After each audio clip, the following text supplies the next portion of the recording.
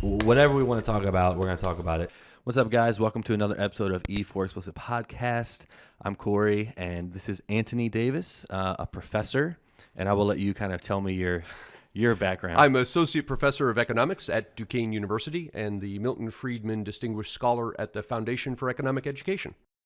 You're kind of going back and forth with like big government and like small government. Like, are you kind of where do you stand if you want? You don't have to talk about it, but like kind of like them interfering with certain things and maybe not interfering with certain. Yeah, that's a good question. I tell people I'm neither for big government or for small government. I'm for right government. Okay. And the right-sized government, in my opinion, is a government that prevents people from harming each other.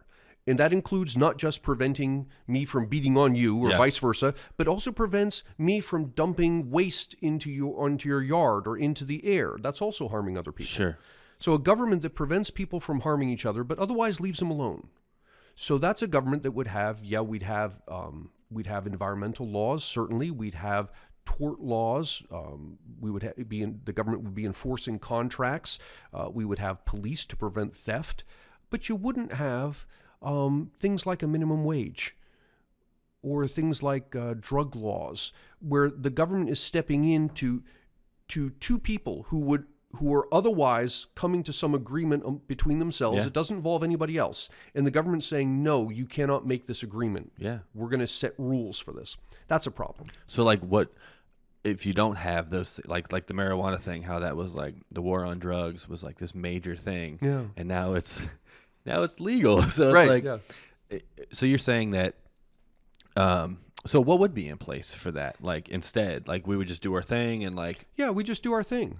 Okay. It probably to sidestep drugs a little bit. Think about the FDA, and the FDA currently will prohibit you from buying drugs the medicinal drugs that the FDA has not approved. Sure. Well, there are a lot of drugs out there that haven't been approved by the FDA, but they show promise, and particularly someone who's terminal, is going to want to try these drugs. Of course, yeah. And the FDA says no.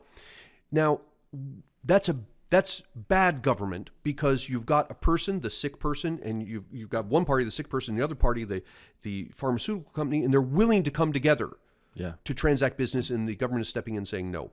Now, an appropriate role for government here would be an FDA that doesn't prohibit the drugs, but rather requires some stamp that says this drug has been FDA approved, or alternatively, warning, this drug has not been FDA approved. It might kill you and it might do it painfully. Yeah, but it's on you. But it's on you to decide whether you want to go with this or not. Yeah, I like that, because that's right government. Yeah, it's interesting.